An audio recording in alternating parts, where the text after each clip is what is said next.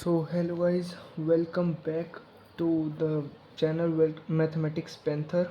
तो आज हम लोग करने वाले हैं थ्योरी बिफोर 1.3।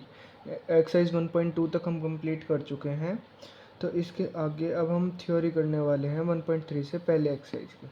तो इसके अंदर सबसे पहली जो हमारी डेफिनेशन आती है वो आती है सबसेट की।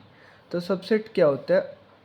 A set A is said to be a subset of a set B if every element of A also an element of set B। मतलब देखो समझो, ये कहना चाह रहे हैं कि एक जो इसका सिंबल देखो पहले, A is a subset of B if A belongs to A then A belongs to B।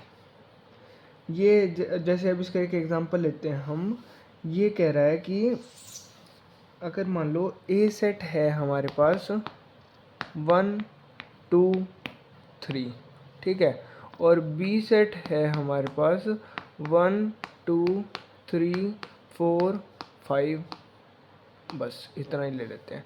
अब जो ए है वो उसके जो तीन एलिमेंट्स हैं वो तीनों बी के एलिमेंट्स भी हैं, तो जो ए है वो सबसेट है बी का, ठीक है। अब अगर मान लो यहाँ पे 1 2 3 4 5 6 होता और यहाँ पे 1 2 4 होता, ठीक है, तो जो बी होता वो सबसेट हो जाता ए का।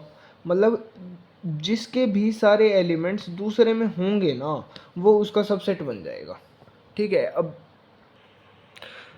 देखो नेक्स्ट चीज अब है let A and B two sets if A is a subset of B and A not equal to B then A is a proper subset of B and B is super set of A.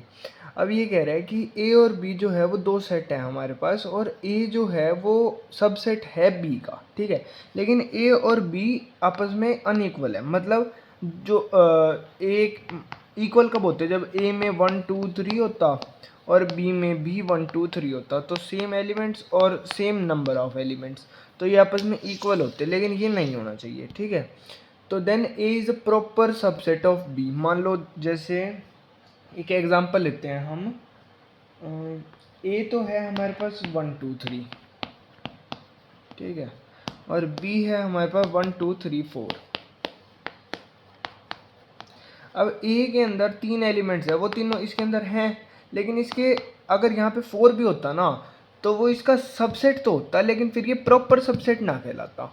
अब इसके अंदर 1 2 3 है और ये 1 2 3 4 है, तो ये इसका प्रॉपर सबसेट कहलाएगा। सिंबल तो सेम ही होता है, बस इसका नाम अलग से होता है, ये प्रॉपर सबसेट कहलाएगा इसका, ठीक है।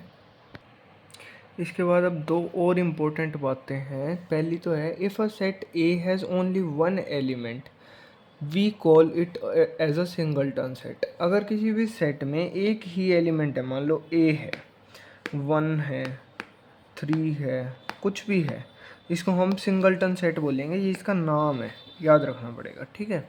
और एक और बात important, five is a subset of all set. Five मतलब नल सेट। नल सेट हर एक एलिमेंट का सबसेट है। मान लो ये है हमारे पास एक सेट 1 2 5 7 9, ठीक है, ये सेट है। अब इसका सबसेट 5 तो होगा ही होगा, और भी होगा वो मैं बताऊंगा आगे, लेकिन 5 तो होगा ही होगा इसका सबसेट। इसका मतलब 5 बिलोंग्स टू, जैसे मान लो ये कोई भी सेट है, बी सेट मान लेते हैं, तो 5 is a subset of B, ये तो होगा ही होगा, ठीक है। अब जो हमारा नेक्स्ट टॉपिक है वो है intervals as a subset of R, ठीक है। अब हमें इंटरवल्स को समझना है। मैंने आपको बताया था ब्रैकेट्स में फ़र्क, एक तो ये ब्रैकेट होता है, ठीक है, ये है ओपन ब्रैकेट, ये है वन साइडेड ओपन ब्रैकेट, या फिर मतलब ऐसे इसी तरफ, ठीक है, और ये है क्लोज्ड ब्रैकेट, ठीक है। इसका मतलब जैसे यहाँ पे एक लिखा जाएगा, एक यहाँ लिखा जाएगा, तो इसका मतलब ये दोनों ही ए बी और बी बी इसमें इंक्लूड नहीं होगा। ये ए कोमा बी है, इसका मतलब ए इंक्लूड नहीं होगा, बी इंक्लूड होगा, इसका मतलब ए इंक्लूड होगा, बी नहीं होगा, और इसका मतलब है दोनों के दोनों ही इंक्लूड होंगे, ठीक है। अब अगर हमें इसे डायग्राम में बनाना है तो हम कैसे बनाएंगे? देखो ये एक लाइन ली, ये है हमारे पास ए, ये है हमारे पास बी, यहाँ हम सर्कल लगा देंगे, ठीक है। जब दोनों ओपन है तो कुछ नहीं करेंगे, इस लाइन को डार्क कर देंगे, ठीक है। जब ये बनाना है हमें तो ये लाइन लगाएंगे ए बी, अब हम दोनों पे सर्कल बनाएंगे, ए को डार्क कर देंगे, ठीक है, और इस लाइन को डार्क कर देंगे, तो ये बन गया। अब इसका बनाना है तो ए बी, ए को डार्क कर देंगे, बी को ओपन छोड़ देंगे और लाइन को डार्क कर देंगे। और जब ये बनाना है तो ए बी और ये दोनों को ही डार्क कर देंगे, लाइन को भी डार्क कर देंगे, ठीक है, समझ गए। अब देखो हमारा जो नेक्स्ट टॉपिक है वो है पावर सेट, इसको हम लिखते हैं P ऑफ A, ठीक है। इसकी डेफिनेशन है the collection of all subsets of a set A is called power set of A।